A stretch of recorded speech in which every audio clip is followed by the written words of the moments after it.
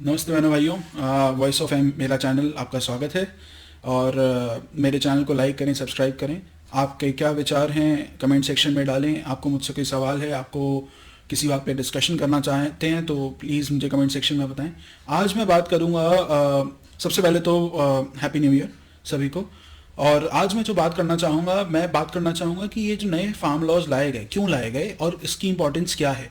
हमारे को अभी ये सिर्फ फार्मिंग के या एग्रीकल्चर पर्सपेक्टिव से हमारे को लगता है कि ये है, बट इसके और क्या फ़ायदे हैं मैं इसके बारे में बताना चाहूँगा, ताकि मैं अपने किसान भाइयों को एजुकेट कर सकूँ, उनको पता चले कि वो जिस चीज़ के अगेंस्ट प्रदर्शन कर रहे हैं वो एक्चुअली उनके हित में कैसे है। अगर वो मेरी बातों से सहमत नहीं है तो अपने सवाल कमेंट सेक्शन में डाल सकते हैं, मैं सभी का जवाब देने की कोशिश करूंगा। लेकिन आज के इस वीडियो को ज़रूर देखिएगा, क्योंकि इस वीडियो के बाद अगर आप फार्म लॉस के जो प्रोटेस्ट हो रहा है अगेंस्ट, अगर आप उस प्रोटेस्ट के पक्ष में हैं, अगर आप चाहते हैं कि इन लॉस को हटा दिया जाए, तो हो सकता है कि इस वीडियो को देखने के बाद आप भी सोचने के लिए मजबूर हो जाएं कि ये लॉज हमारे लिए क्यों इंपॉर्टेंट है। तो सबसे पहले मैं बोलना चाहूँगा कि हमारे यहाँ एक मेंटालिटी है जो मोस्टली जो है पुराने सोशलिस्ट कंट्रीज़ में देखी जाती थी, कि गवर्नमेंट को हम लोग मानते हैं एक एंडलेस पूल ऑफ रिसोर्स। हमें लगता है कि गवर्नमेंट के पास एक अंतहीन खजाना है और उससे हमेशा जो है, जो हम किसानों के लिए सब्सिडाइज बिजली लाते हैं, हम उसके लिए जो उनकी क्रॉप्स खरीदने के लिए जो एमएसपी देते हैं, या जो हम अपने किसान भाइयों के खातों में डायरेक्ट फंड ट्रांसफ़र करते हैं, जो अभी शायद 6,000 के करीब कुछ एक अमाउंट मिलता है, जो बहुत ही कम है। लेकिन फिर भी हमें लगता है कि गवर्नमेंट, हम चाहते हैं एमएसपी बढ़े, हम चाहते हैं ये डायरेक्ट फंड ट्रांसफर जो होता है इसका अमाउंट बढ़े। लेकिन हमें ये समझना चाहिए कि हमारी पॉपुलेशन है ज़्यादा और हमारे गवर्नमेंट के रिसोर्सेज हैं लिमिटेड। तो ऐसा ये मानना बहुत गलत है कि गवर्नमेंट सब कुछ कर सकती है। गवर्नमेंट के पास बहुत ही लिमिटेड रिसोर्सेज हैं और जैसे जैसे पॉपुलेशन बढ़ती जाएगी ये चीज़ें कम होंगी। जो हम गवर्नमेंट से सपोर्ट चाहते हैं धीरे धीरे कम ही होगा, ये बढ़ नहीं पाएगा अनलेस हम कुछ चेंज करें। और वो चेंज इन लॉज के थ्रू लाने की कोशिश करी जा रही है। कैसे, ये मैं भी समझाऊंगा। दूसरी चीज़, हमारे यहाँ 58% लोग हैं जो डायरेक्टली या इनडायरेक्टली एग्रीकल्चर सेक्टर से जुड़े हुए हैं। 58% समझते हैं आप, मतलब ये आधी से ज़्यादा पॉपुलेशन है हमारी कंट्री की, आधे से ज़्यादा पॉपुलेशन। अब मैं कैसे, देखिए सिर्फ किसान खेती नहीं करता है, ट्रैक्टर भी बनता है, उसके पार्ट्स भी बनते हैं, और मजदूर जो खेतों में लगते हैं वो भी होते हैं। ट्रांसपोर्टेशन का भी काफ़ी काम जो है वो इसी चीज़ के लिए होता है कि फसल को लाने ले जाने का। फिर बीज बनते हैं, उन बीज के ऊपर रिसर्च होती है, एग्रीकल्चरल कॉलेजेस हैं। तो एग्रीकल्चर से रिलेटेड जो है अराउंड 58% पॉपुलेशन है। तो इतनी लार्ज पॉपुलेशन को सपोर्ट करना किसी भी गवर्नमेंट के लिए जो है पॉसिबल नहीं है कि एक अच्छे लेवल पे पूरा रेगुलराइज करके आप इसको करें, तो एक गवर्नमेंट के ऊपर बहुत ज़्यादा प्रेशर बन जाता है। दूसरी बात यह है कि हमारे किसान भाई ना जाने क्यों ऐसा सोच रहे हैं कि गवर्नमेंट जो है वो अदानी को और बड़े बड़े जो इंडस्ट्रियलिस्ट हैं उनको फ़ायदा पहुंचाना चाहती है। वोट तो इन दी एंड जनता ही देगी ना। तो अगर आपको ये लॉज, अगर आपको लगता है कि आपके हित में नहीं है, तो आप सरकार को उखाड़ फेंकिएगा। अगर आपको लगेगा कि हाँ ये आपके हित में है, तो आप खुद ही वोट करके इस सरकार को दोबारा लाएंगे। प्रदर्शन का कोई मतलब नहीं बनता है। किसान भाई भी कहते हैं कि इनिशियल के 3-4 साल तो आपको फायदा होगा, उसके बाद आपको लगेगा। तो अगर आपको लगना लगे, अगर आपको ये चीज़ लगने लगे कि हाँ ये आपके अगेंस्ट कुछ किया गया है, तो आप सरकार को उखाड़ फेंकिएगा। 3-4 साल तो फायदा उठाइए। और कोई भी ऐसा वो नहीं है, हो सकता है जो दूसरी सरकार है, अगर आपको ऐसा लगता है तो उखाड़ पे। और वैसे भी देखिए, कानून आए, कानून को उखाड़ फेंका जाए, क्या हो। आपको तो पता ही है कि जैसे ही इलेक्शन का टाइम आता है, जो 4-5 साल बाद आएगा, तो जो नेताजी होते हैं वो, हमारे यहाँ के जो नेताजी हैं वो बिना धरने के भी सुन लेते हैं, क्योंकि इलेक्शन का टाइम है।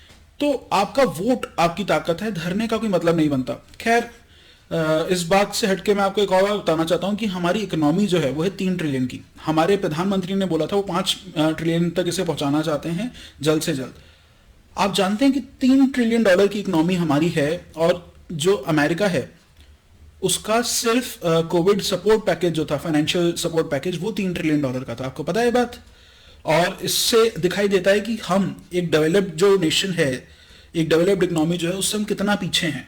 जितना वो राहत पैकेज देते हैं उतनी हमारी इकोनॉमी है, और हमारे को काफ़ी आगे जाना है और इस गैप को ब्रिज करना है। और ये कैसे हो सकता है? हवा में पैसा नहीं आएगा। गवर्नमेंट के पास एक लिमिटेड अमाउंट का पैसा है, गवर्नमेंट की एक इकोनॉमी है। जब तक बाहर से निवेश नहीं आएगा, हमारी इकोनॉमी नहीं बढ़ेगी। तो ये बहुत ज़रूरी है कि बाहर से निवेश हमारे कंट्री में आए। अब क्यों इस चीज को अभी किया गया? आप सब लोग बोल रहे हैं कि इसकी अभी क्यों किया गया, इसकी टाइमिंग ऐसी क्यों है? और पहले भी बहुत सारे जो हैं जो अपोजिशन पार्टीज हैं उन्होंने भी इस बिल को लाने की कोशिश करी गई, तो अभी क्यों पुश किया जा रहा है? पहले इसका क्यों इतना विरोध होता था? तो इस बात को समझिए, कोविड ने काफी चीजें सिखाई हैं। काफी सारी कंपनीज ऐसी हैं दुनिया में जो आज ये बात समझ चुकी हैं कि चाइना के ऊपर डिपेंडेंसी जो है नहीं रखी जा सकती। कल को आज की डेट में अगर आप देखें तो पूरी दुनिया चाइना पे इतनी ज्यादा डिपेंडेंट है कि अगर चाइना अपने आप को बंद कर दे, अगर चाइना के साथ कोई दिक्कत हो जाए तो लोगों के बिजनेस रुक जाएंगे, पूरा की पूरी दुनिया की इकोनॉमी ठप पड़ जाएगी। तो जब ऐसी चीजें कंपनी ने रियलाइज करी तो सारी कंपनीज चाहती हैं कि वो अपने मैन्युफैक्चरिंग यूनिट्स को चाइना के बाहर निकालें। वो चाहते हैं कि अपना जो सप्लाई चेन है उसको डिसेंट्रलाइज किया जाए। तो अब पूरी दुनिया के कई नेशंस के पास एक बहुत अच्छा मौका है, और ये मौका सिर्फ इंडिया के पास नहीं है, ये मौका है आपका नेपाल के पास, बांग्लादेश के पास, इंडोनेशिया के पास, पाकिस्तान के पास और फिलीपींस के पास। इन सारी कंट्रीज में जो लेबर है वो बहुत ही चीप है, और इंडिया में भी लेबर चीप है। इन सारी कंट्रीज में से कई सारी कंट्रीज ऐसी हैं जहां पे पॉलिटिकल एनवायरनमेंट भी बहुत स्टेबल है।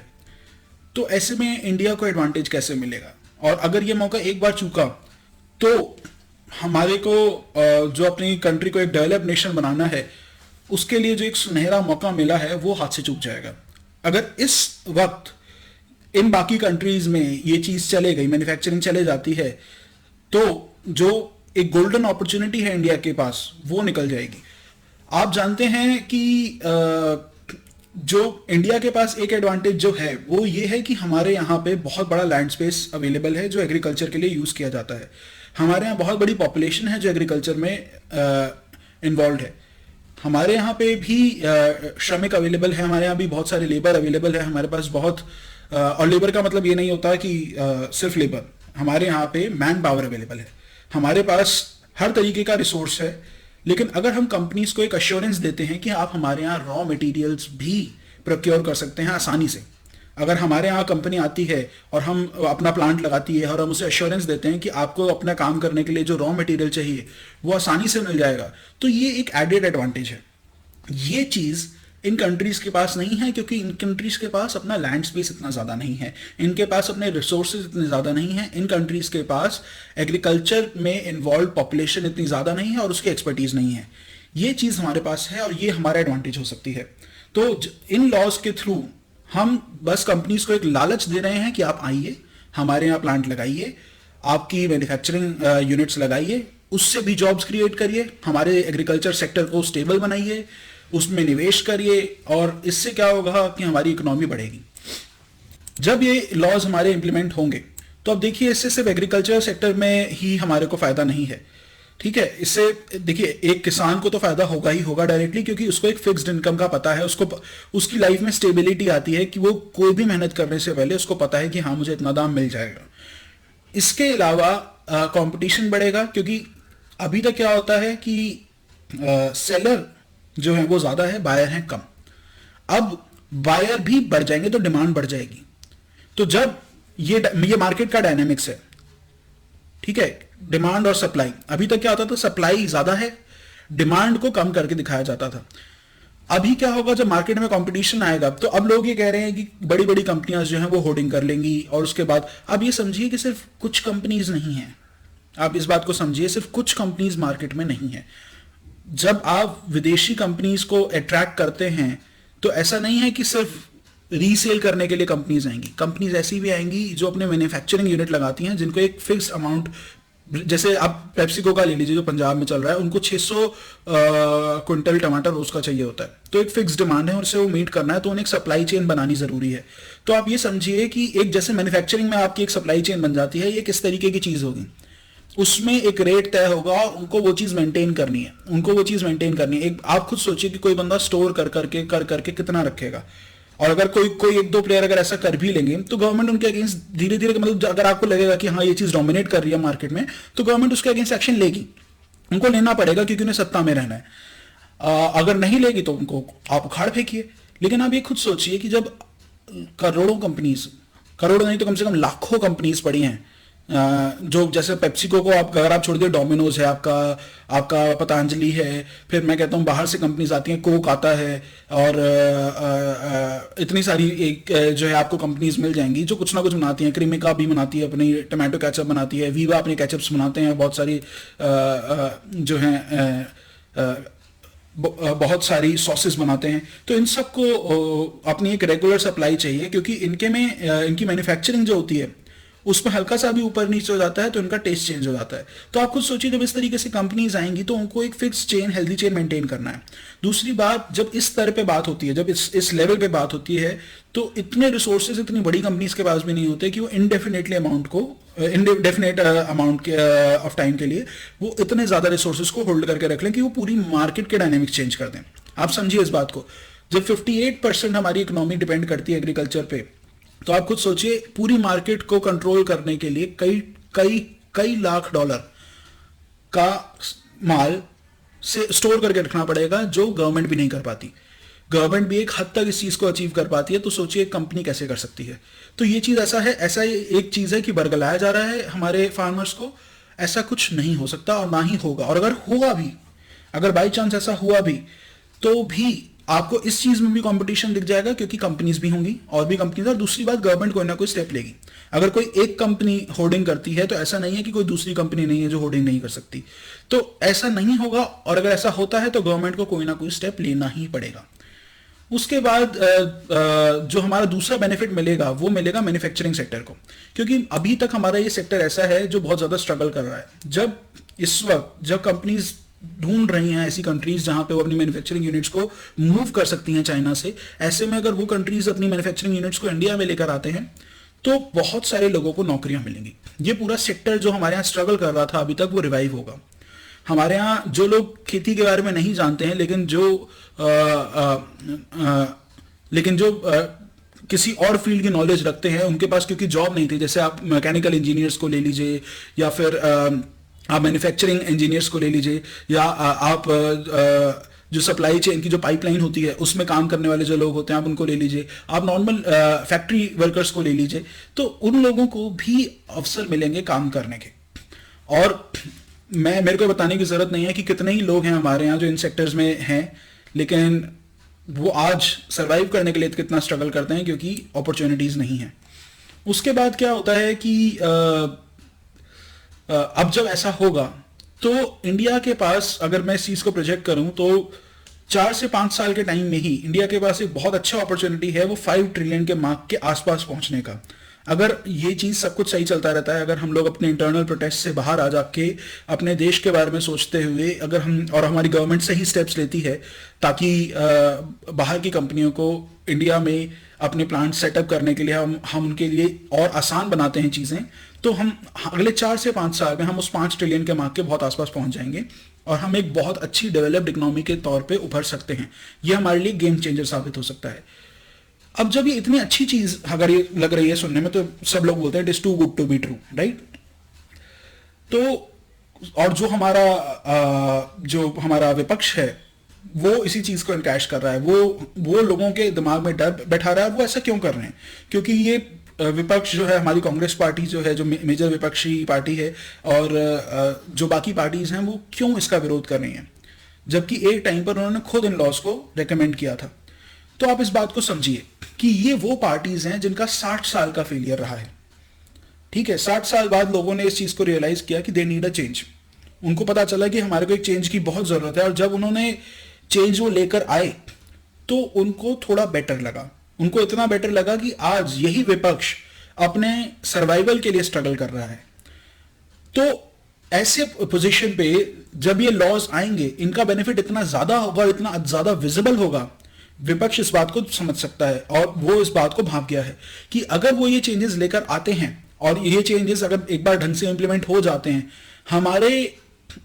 हमारी इकोनॉमी में, हमारे देश का जो डेवलपमेंट है उसमें इतना ज्यादा चेंज आएगा 4-5 साल के भीतर ही कि लोग कंपेयर कर पाएंगे बिफोर एंड आफ्टर। और जब ऐसी चीज हो जाती है तो फिर कांग्रेस पार्टी का रिकवर करना बिल्कुल ही नामुमकिन है। जब लोगों को दिख जाएगा कि इस लेवल का चेंज आ गया है, जब इस तरीके के चेंजेस को कई लोग सिंगुलैरिटीज भी कहते हैं, कि एक ऐसी अचानक, जैसे हमारे टेलीकॉम सेक्टर में हुआ था, अचानक एक ऐसा चेंज आ गया कि पहले लोगों के पास फोन नहीं हुआ करते थे, अचानक लोगों के हाथ में टच स्क्रीन फोन आने शुरू हो गए, इतनी सारी कंपनियां खुल गई। तो ये विजिबल चेंजेस जब लोगों को दिखने शुरू हो जाते हैं तो लोग ये समझ जाते हैं कि कौन काम कर रहा है, कौन नहीं कर रहा है। लोगों का काम, मतलब एक पार्टी का काम दिखने लग जाता है। तो ये पार्टी जो है, जो विपक्ष है हमारा, ये बिल्कुल ही ऑब्सोलीट हो जाएगी, इसका सुपड़ा साफ हो जाएगा। और वो इस बात से डरते हैं, इसीलिए वो किसी भी हालत में किसी भी तरह से इन लॉज को नहीं आने देना चाहते। जबकि रूलिंग पार्टी ये कह भी रही है कि जो अमेंडमेंट्स हैं हम वो कर सकते हैं, लेकिन विपक्ष, मुझे ऐसा लगता है कि किसानों को बरगला रहा है और वो बस यही बोले जा रहे हैं कि इन कानूनों को रद्दी में डाल दो।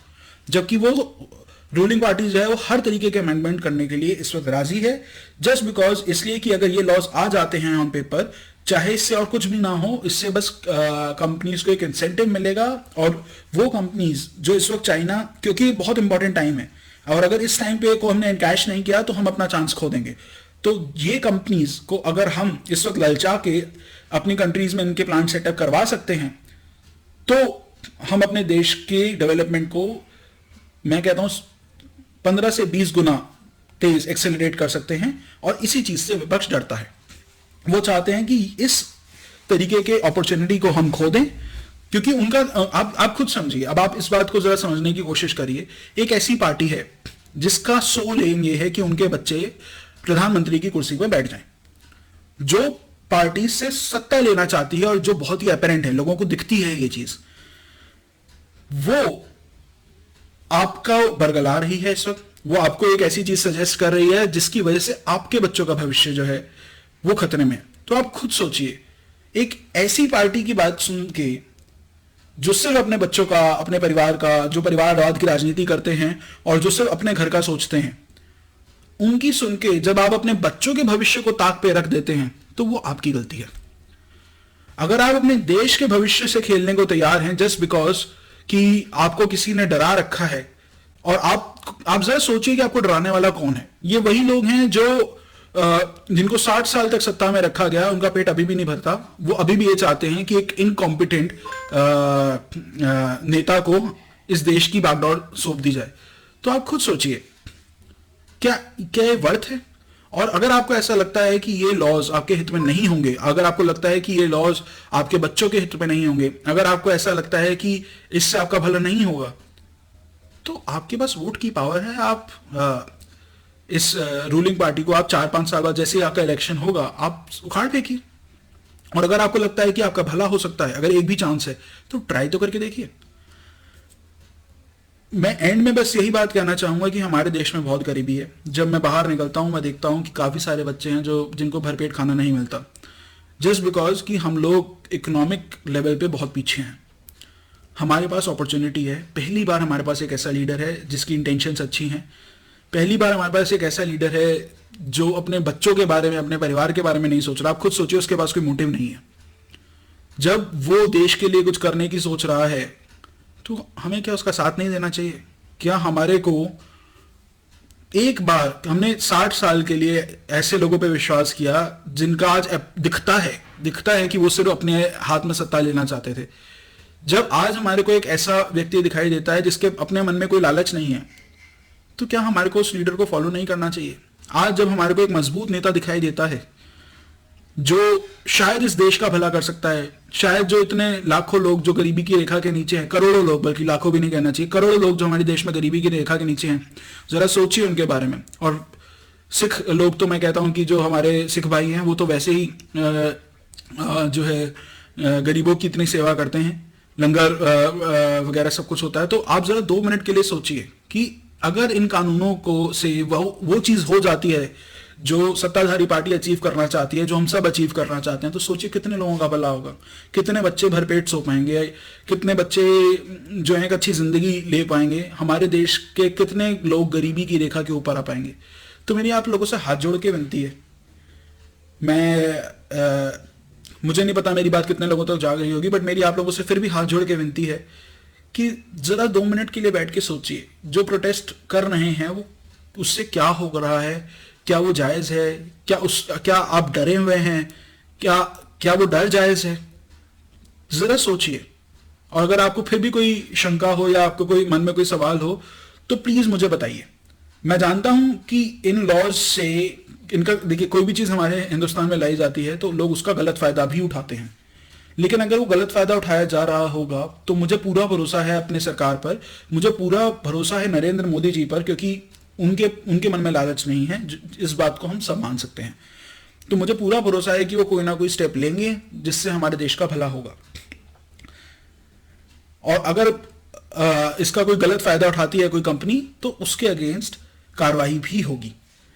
लेकिन सिर्फ उस डर के चक्कर में एक चांस जो हमारे देश के हाथ में आया है उसको ना गंवाएं, मेरी आप लोगों से हाथ जोड़ के विनती है। बात अच्छी लगे तो बढ़िया, नहीं तो जयराम जी की। धन्यवाद।